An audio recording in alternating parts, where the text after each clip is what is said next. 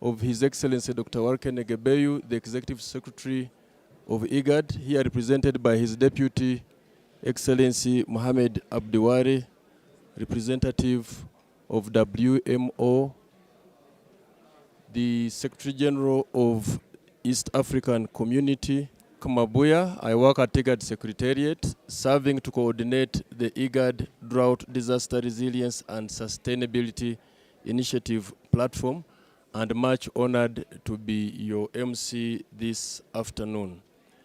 We are here to endorse the Regional Framework for Climate Services and the Action Plan.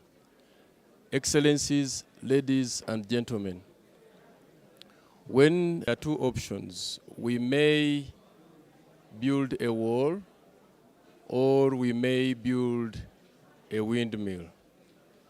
We are here not to resist change, but to harness it through appropriate climate services. So allow me to welcome you once again and to thank all of you for making time for this event. Your presence means to us that we share services. Climate services, ladies and gentlemen, serve as the world action. And to kick us off, allow me to invite Mr. Fetene Teshome, the hosting and then ministerial statements. Mr. Feteme, please come and moderate the session. Thank you.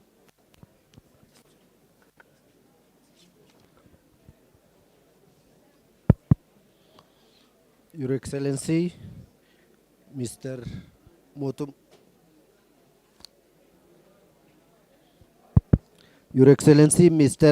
Makasa, State Minister for Ministry of Water and Energy of the Federal Democratic Republic of Ethiopia.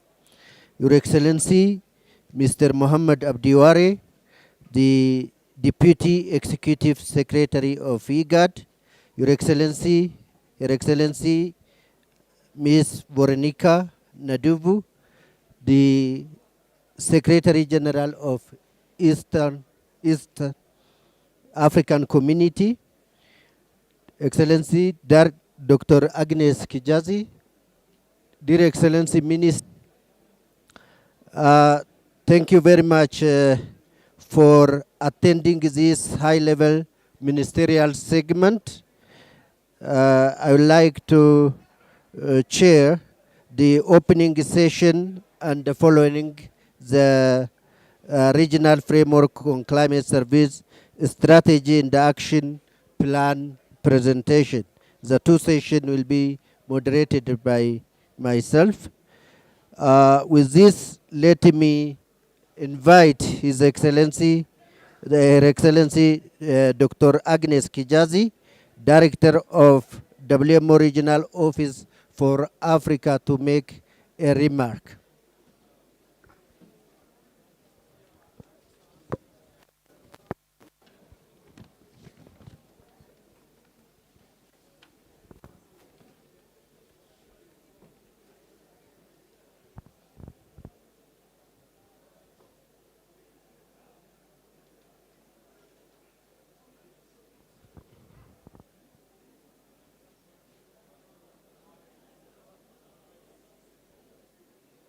Sorry, technology.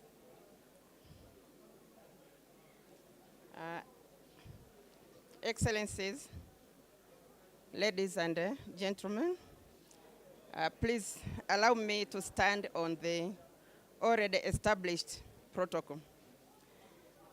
I would like to convey apologies of the Secretary General of WMO, Professor Celeste Saul, who really wanted to attend this event, but she could not make it due to other equally important engagement. I'm here to represent her. WMO is glad to note that the Regional Framework for Climate Services for the Greater Horn of Africa has been developed as a regional coordination and implementation mechanism to support the countries under the Intergovernmental Authority on Development, IGAD, and East African Community, EAC, regional economic blocs. This is the first such regional framework for climate services to be developed globally. And we applaud ICPAC for taking such an initiative that will most certainly be borrowed by other regions. Global, regional, and national frameworks for climate services serve to improve coordination and user-oriented delivery of weather, climate, and hydrological services. WMO has just revised serve to improve coordination and user-oriented delivery of weather, climate, and hydrological services. WMO has just revised the stakeholders in INOC published guidelines. However, the document would further benefit from practical approaches for sustained stakeholder engagement, strategies for ensuring financial sustainability, measures to avoid duplication with the strong national entities,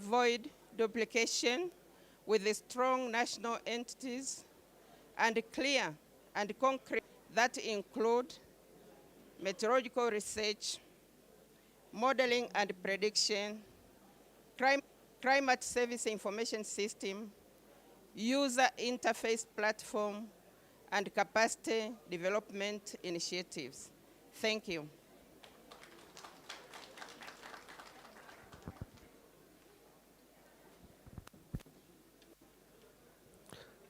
Thank you very much, Dr. Agnes Kijazi, for your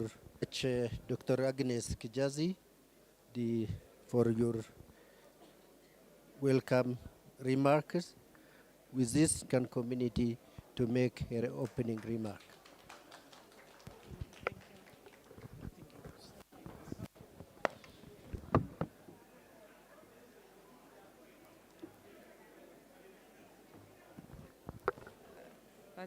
We are all part of today. Thank you, Dr. Agnes. So, Dr. Agnes Kijaza, representing the World Health Meteorological Secretary General, ministers and principal secretaries here present, His Excellency Montuma, Secretary is here present, His Excellency Montuma Mekasa, is the State Minister for Water and Energy in the Federal Democratic Republic. Thank you for joining us today as we endorse and launch the regional framework for climate services for the Greater Horn of Africa. This is an important step forward for our region. It reflects our shared understanding that climate policy partner states is highly sensitive to the changes in weather and climate. Many of our people depend directly on rain-fed agriculture, livestock, fisheries, and natural water sources.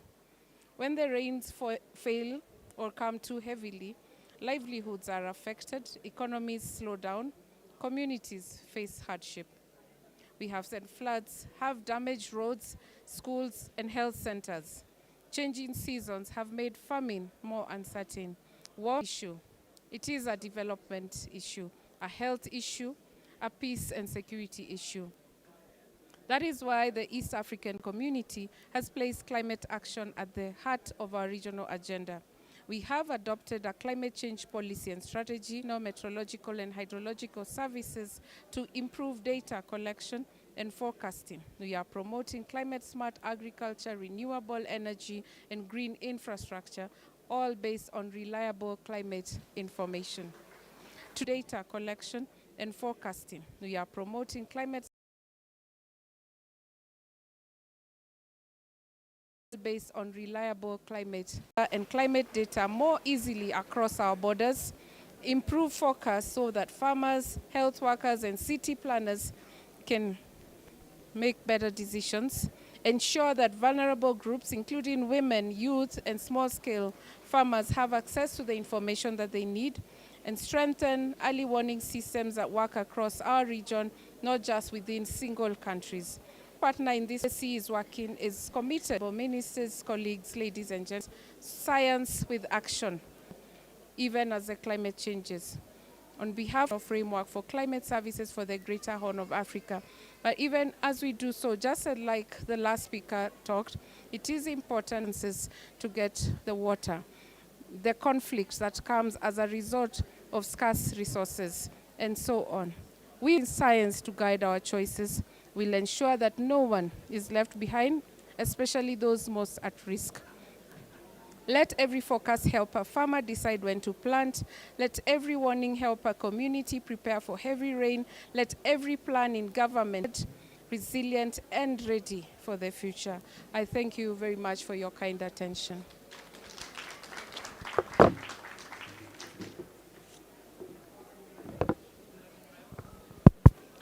Thank you very much, Her Excellency Veronica Nduva, the Secretary General of East African Community, for your very warm speech.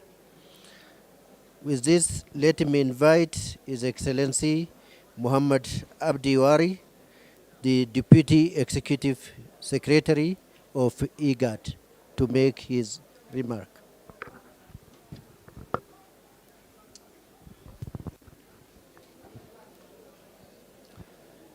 Thank you very much. Good afternoon. Even after 2 days, I'm still not very comfortable with this technology, so please excuse. I find this technology very useful for politicians. I wish I had this when I was still a politician, because it really forces you to be economical with your words. Excellencies, Executive Secretary of the East African Community, Excellency, the ministers, representatives from WMO, for the sake of time, let me stand on protocols established. I will be very brief, because really the sentiment and the objective of this platform has been ably articulated by Her Excellency Veronica of the East Africa, elaborate on it as well. Let me just say a few words. The Greater Horn of Africa region is really the biggest area that is victim to climate impact, while historically and even currently we contribute least to the causes of this problem. So this is why the theme of this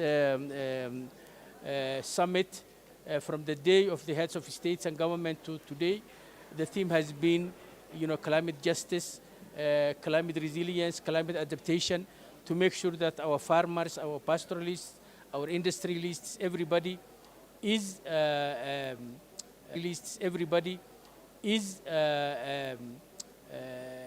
getting the resources they need to adapt to climate. But to benefit from such interventions, we need reliable climate information. And especially, we need climate information, as we have been discussing, Excellency, in the side meeting, for the last user, for the people on the field, for the people on the front line.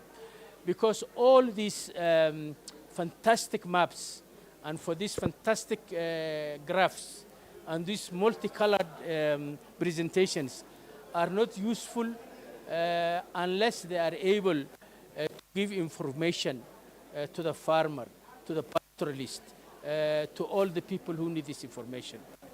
A lot of good work is happening in the member states, and there is a lot of energy, really, and a lot of passion for this subject. A couple of weeks back, I was personally visiting Her Excellency Deborah Barras in her ministry. The energy of Kenya, Minister of Environment of Kenya, is the energy and the passion for this is really inspiring. Similarly, in Somalia, in the Minister of Climate Change in Uganda, even in Djibouti, where really extreme temperatures are a big impact. Of course, Ethiopia, the strides that Ethiopia has taken in food security in the face of climate adversity. So there is a lot of good lessons that we can learn from our member states. We are also greatly grateful to the technical work of WMO. Without the technical expertise, we often talk about the need to have evidence-based information. And what more evidence do you need than to be able to say, this is what is happening on the field? I said yesterday that when I was a young agronomist, the planting date in Somalia for the goose season, for the main planting season, was always April 20. And you had to have your seeds in the ground by April 20. Now nobody knows. Sometimes it's May, sometimes it's March, sometimes it never comes. So for a farmer, really the most important information is to be able to say, listen, because of the analysis that we have done on this information, put your seeds in the ground by this date. That farmer does not need fantastic graphs and fantastic multicolored presentations and so on and so forth. So we are very grateful for the technical information that's provided by WMO. Of course, we are grateful for the collaboration, the solidarity, the cooperation with the East African community. Excellency, without your organization, we are grateful for that collaboration as well. And we have been collaborating with the East African community on many fields, but this is another endeavor, as we have discussed in the side meeting, where we need to bring our collective efforts together. So we are very grateful for that. With that, I thank you for your participation. For us, this is a very important event, and we are greatly honored by your participation in this. Thank you very much.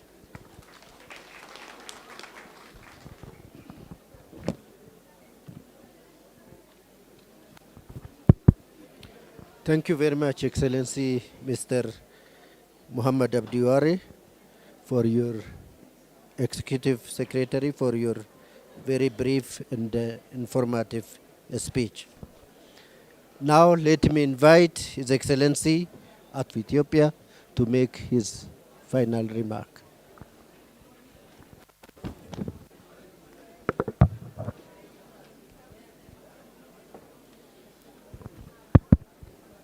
Thank you very much.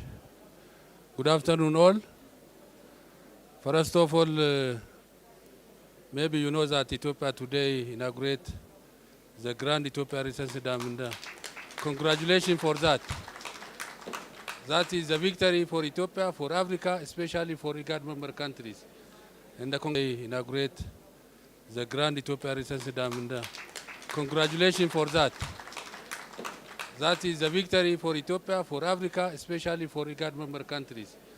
And congrats our deep appreciation for your presence at this important session.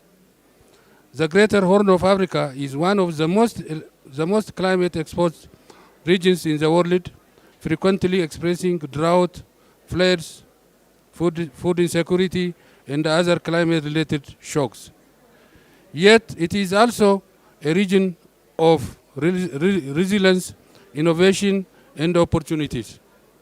Today's launch of the RFCS GHA demonstrates our collective determination to harness the power of science-based climate information and the service to reduce risks, build resilience, and accelerate sustainable development actions in our countries.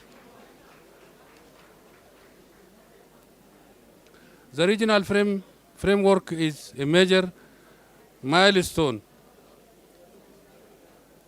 It is a major milestone. It provides a platform for a government, regional organization, and the development partners to coordinate efforts, align investment, and deliver user-driven climate services that address climate services closer to our communities. The RFCS will not only save lives.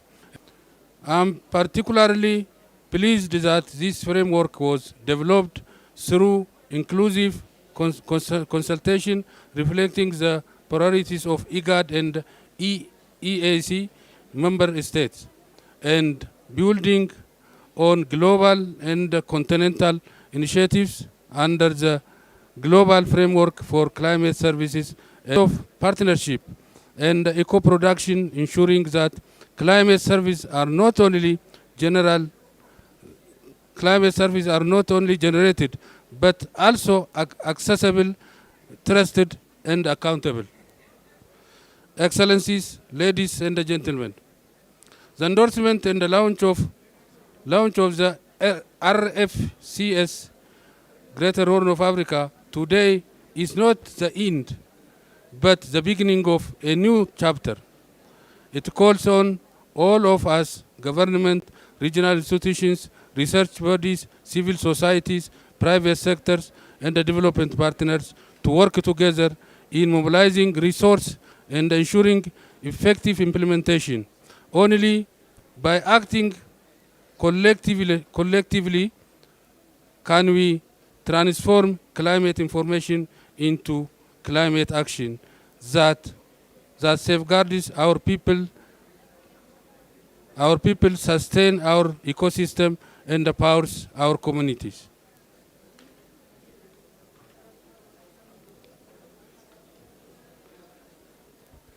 As Ethiopia, we are committed to supporting these regional climate service are critical for water and energy security, for our futures and pastoralists, and for the long-term prosperity of our region. With these remarks, I once again welcome you to this historic occasion. I look forward to fruitful deliberation, and most importantly, to seeing the RFC's GHA makes a real difference in the lives of the people and across the great Horn of Africa. I thank you.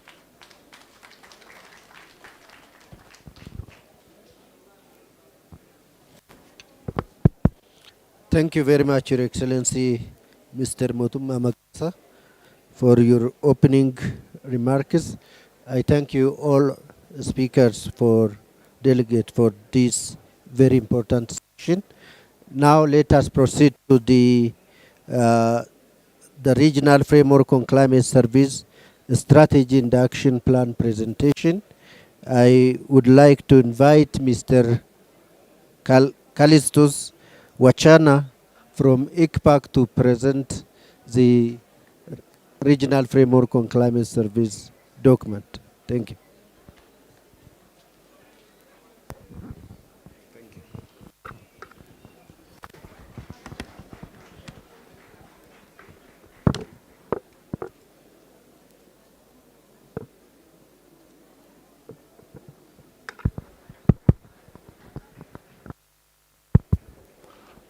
I think all protocols observed. My name is Callistus Wachana.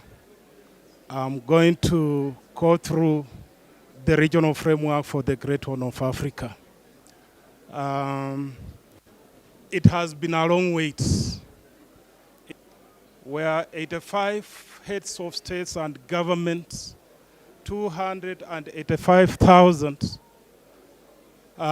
scientists participated.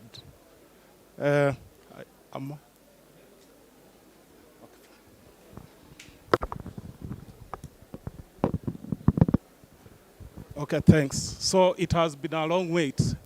It has been 17 years since the Global Framework for Climate Services was launched. And I'm very glad for two regional communities, that is IGAD and ESC, and ICPAC Climate Prediction and Application Center, which is WMA.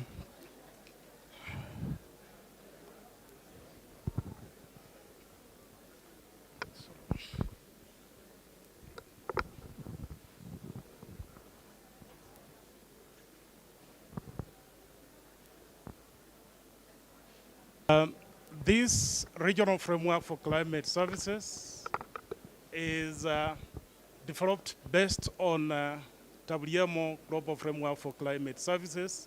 I've said that the global framework was launched in 2009.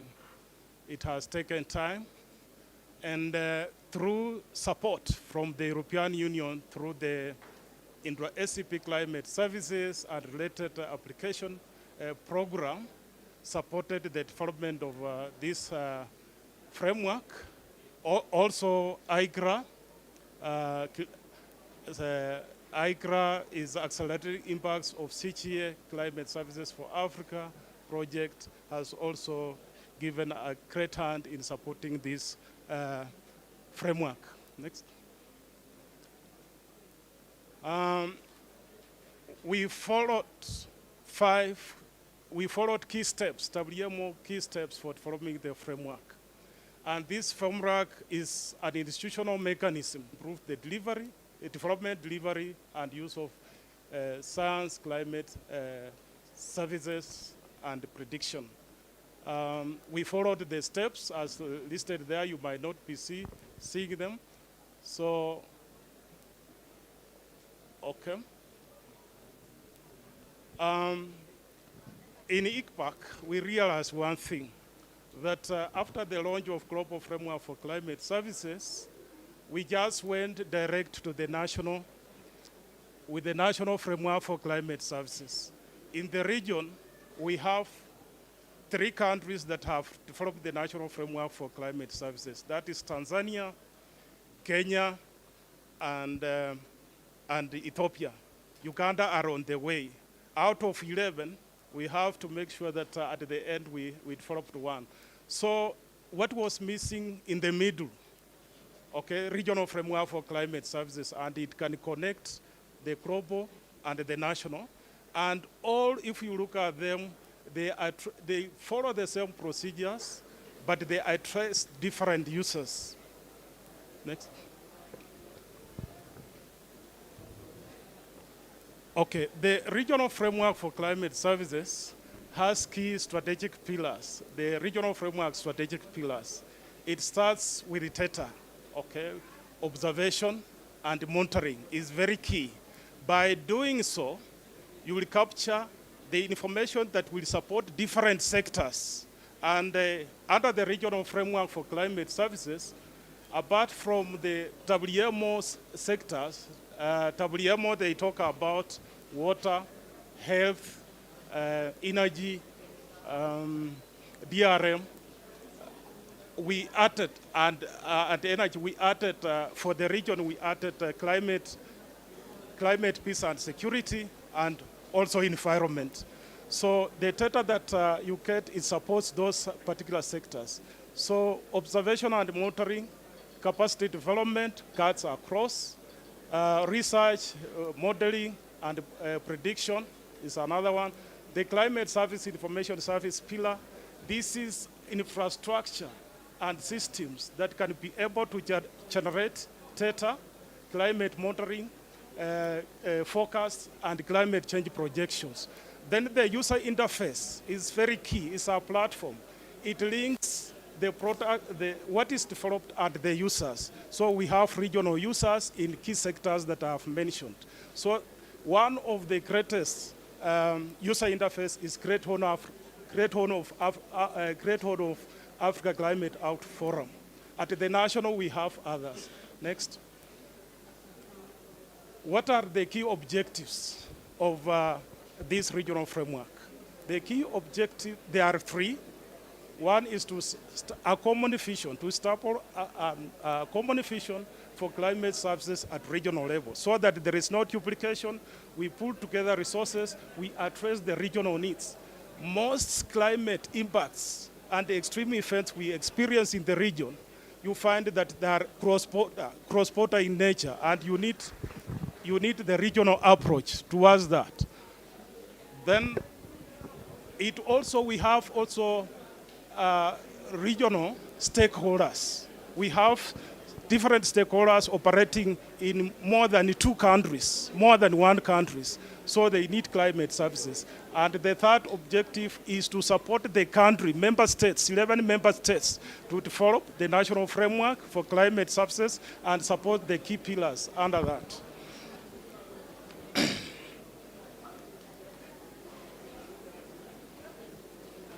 Okay, what are the benefits? The benefits is to deliver climate services at regional that supports early warning, resilience, sustainable development processes.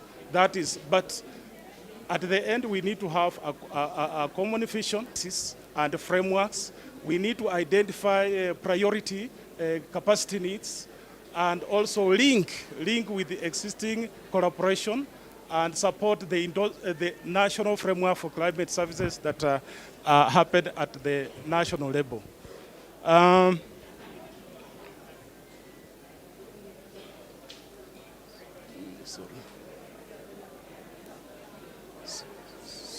Sorry, go back a bit.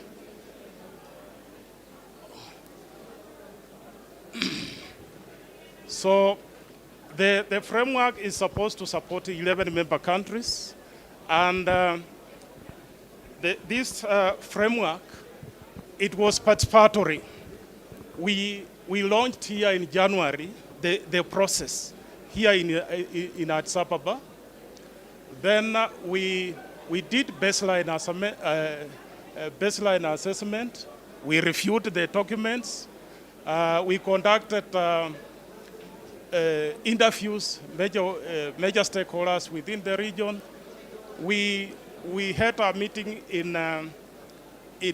here again in Ethiopia. Interviews, major stakeholders within the region. We had a meeting here again in Ethiopia, where we all stakeholders in the region, and we shared what was done in Nairobi, and ESC and IGAD, and we had the report, and all these steps were fine. I'm going to talk about the regional framework for Great Action Plan.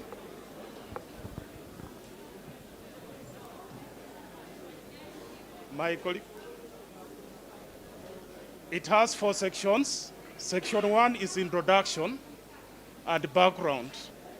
And as an equivalent at the regional level, it looks at the mandate and it introduces 3 pillars of the regional framework for climate services as I've shared. Then it looks at the Great Horn of Africa, characterization of what is happening in the region, climate-related risks and projects, projected changes, the current and the projected. It also looks at the strengths, weaknesses, opportunities, and threats. Section 2 is about the baseline assessment and stakeholders consultation. That is the process we used to do consultation. It was participatory and all-inclusive. Then the baseline capacity of regional climate services. Here we looked at the ICPAC as a regional climate center. We also looked at the IGAD institutions. We also looked at the ESC institutions. And we also looked at the kind of services that are being offered by ICPAC. We also looked at other stakeholders in the region. They are not all here. Then we came up with the key challenges and key priorities that informed the next step. So section 3 is a regional framework for climate services. It comes up with functions and objectives, as I've stated, creates a common vision for climate services at the regional level. Then it looks at the regional stakeholders, then how to support the national meteorological and hydrological services through the national framework for climate services. This is a very key diagram. At the ICPAC works at the regional level. That is where we have IGAD RCC. Through it supports the national Met, through the WMO recommended and highly functions. It supports the national Met so that they can deliver services to the ministries or to the stakeholders at the national level. But what was loosely missing was ICPAC support to the EAC and IGAD. In the EAC and IGAD, we have divisions, and they make decisions that are affected by climate impacts. So we have a link there, and we also encourage that EAC and IGAD, because we address more communicate so that we can solve these problems. So when we empower them through their own divisions, climate favorability and change for inclusive development, that is the vision to deliver. Those are the key values. Okay, this is the structure, climate favorability and change for inclusive development. That is the vision to deliver. Those are the key values. Okay, this is the structure. This regional framework came up as those pillars that goes around. And the national Met and hydrological services, or national framework, technical focal point, they enjoyed those particular sectors to get the country position. We have enablers. Enablers are different organizations, UN organization, private sector, that can be in those particular committees or structures that have been formed. That is the indirect committee, chaired by IGAD and EAC, and you can see the membership and their responsibilities. Under that, we have indirect steering committee on climate services, chaired by IGAD and EAC, and those are members and their responsibilities. We have the secretariat, as I talked about. It runs, is the engine of the framework itself. We have cross-border technical committees. They work with the secretariat.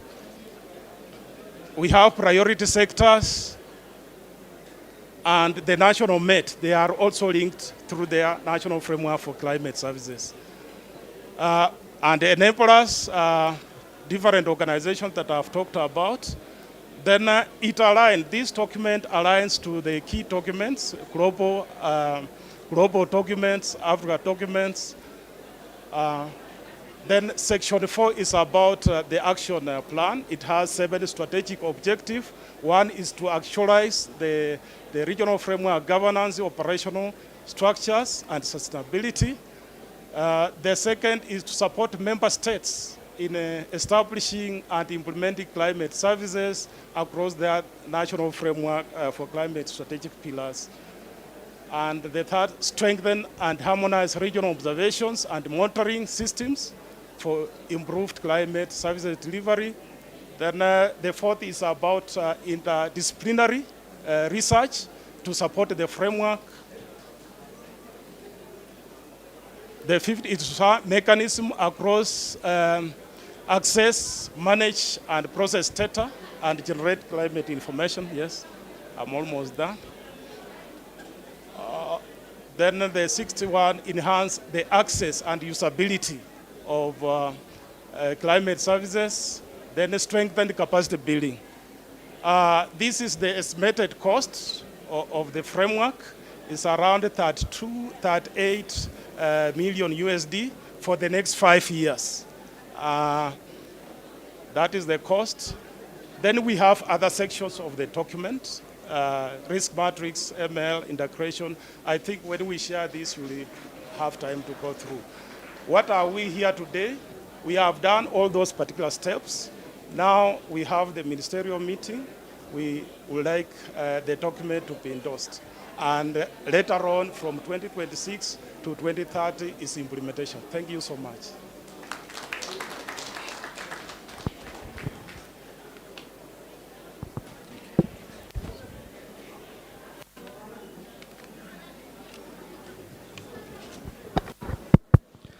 Thank you very much, Callisto, for the very brief presentation concerning the implementation of regional framework of climate service. As you know very well, weather and the climate has no boundaries. So from this point of view, the core planning, co-designing, co-financing, co-monitoring, and co-implementation is very important. The concept of national framework on climate service is this. So thank you very much for that. With this, let me give for the next facilitator. My facilitating role is in Dover. Thank you very much. To Teshome for ably moderating the opening plenary. Excellencies, ladies and gentlemen, we've looked through the regional framework on climate services, and now we have the opportunity to hear from our excellencies, the ministers that are responsible for meteorological services in the Rio level session.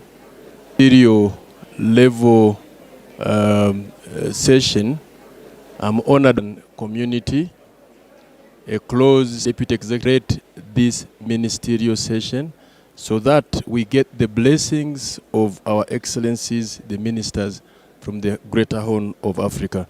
Excellency, I would like to yield so that you can take over and moderate the session. Thank you very much.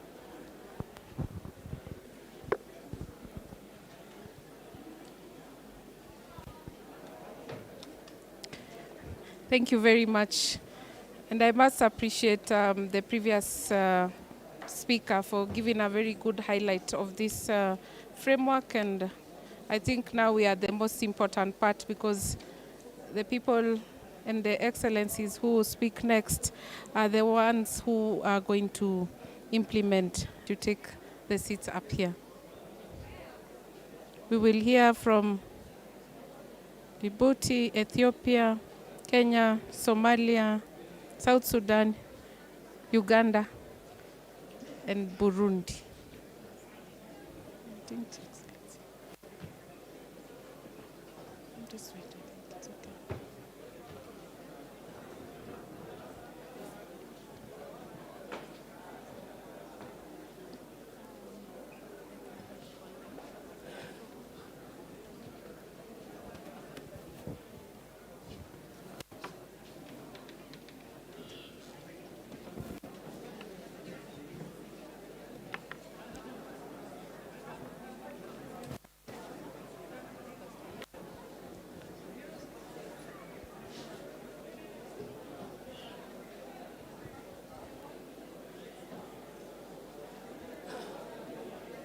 Thank you very much, Honorable Ministers, for your kind indulgence. For purposes of letting us know who is here, I will just call the names, and then at least you can wave to our participants.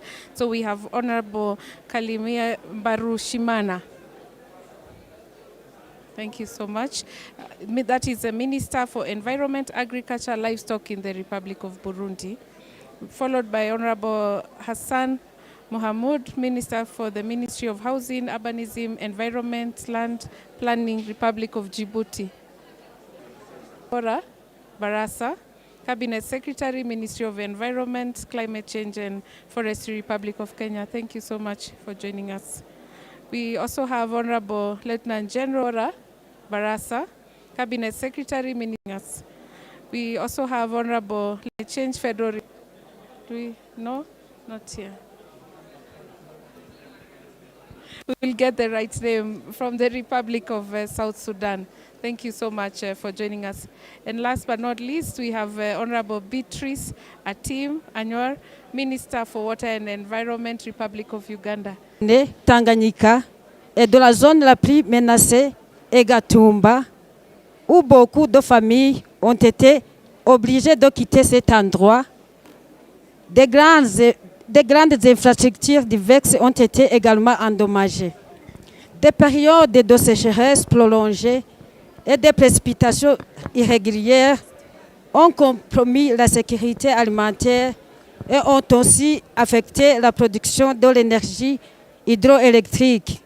Des phénomènes d'érosion des sols et la dégradation des terres rurales Des impacts de variabilité climatique perturbent aussi les moyens de subsistance des populations et augmentent la vulnérabilité des communautés des zones affectées. Ça